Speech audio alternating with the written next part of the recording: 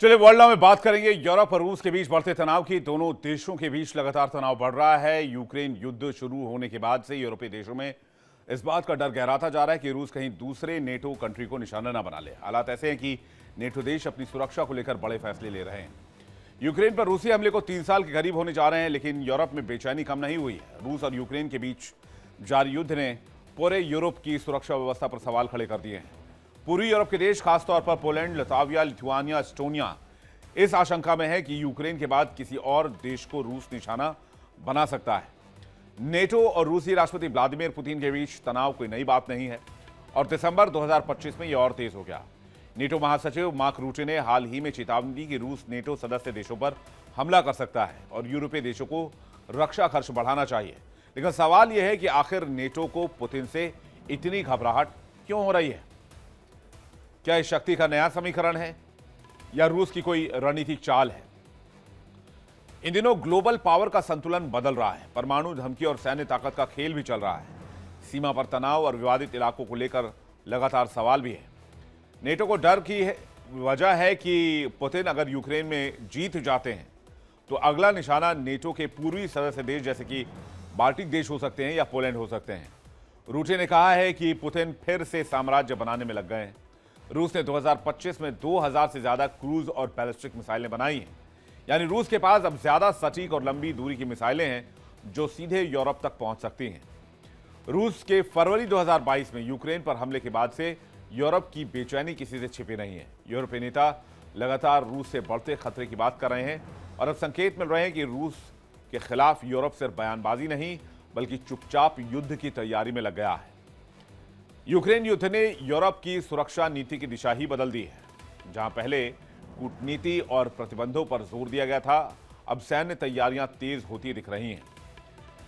क्या हुआ है रूस और नेटो के बीच में, इसे समझने के लिए आपको थोड़ा सा और इसके डिटेल में जाना होगा। नेटो महासचिव ने पुतिन के इरादों को लेकर नेटो को आगाह किया है। रूस का अगला लक्ष्य नेटो सदस्य देश हो सकते हैं, यह मार्क रूटे का कहना है। उन्होंने कहा कि हमें युद्ध वाली सोच अपनानी होगी। नेटो महासचिव ने रक्षा खर्च बढ़ाने की जरूरत बताई है। रूस के साथ संघर्ष वैसा ही होगा जैसा हमारे दादा परदादा ने झेला था। बड़े पैमाने पर युद्ध के लिए तैयार रहना होगा, ये नेटो महासचिव वार्निंग दे रहे हैं।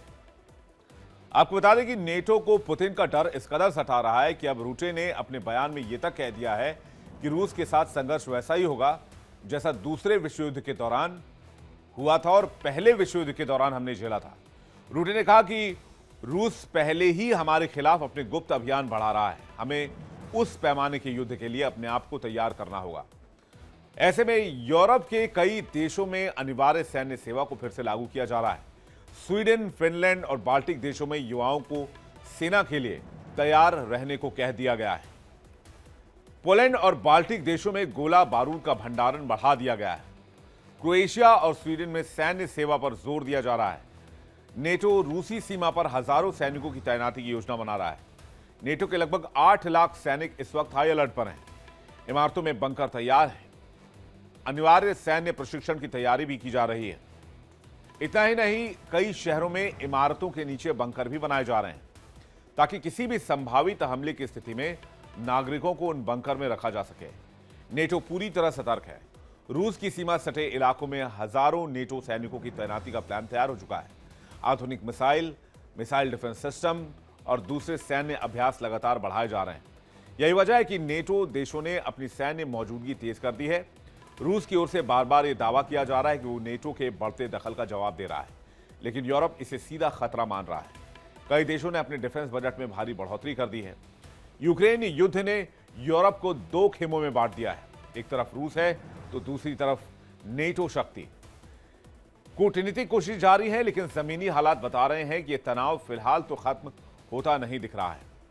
फ्रांस के राष्ट्रपति इमैनुअल मैक्रों ने रूस की आक्रामकता को देखते हुए बड़ा ऐलान किया है। रूस से यूरोप को बढ़ते खतरे को देखते हुए मैक्रों ने अपने देश में 18 से 19 साल के युवाओं के लिए स्वैच्छिक सैन्य सेवा योजना शुरू करने की घोषणा कर दी है।